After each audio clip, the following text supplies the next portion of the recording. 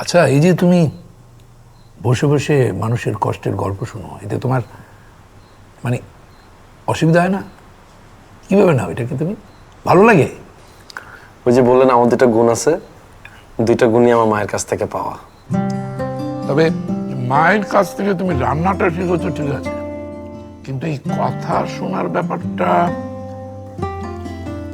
আমার মা মারা যাবার আগে অনেক বছর প্যারালাইজ ছিলেন, মা কথা বলতে পারতো না।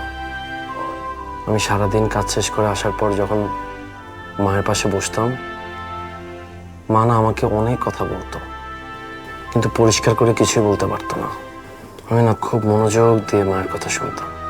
আমি যখন ছোট ছিলাম তখন আমিও তো কথা বলতে পারতাম না, কিন্তু আমার মা তো ঠিকই আমার কথা বুঝতো। তাহলে আজ যখন আমার মা কথা বলতে পারছে না,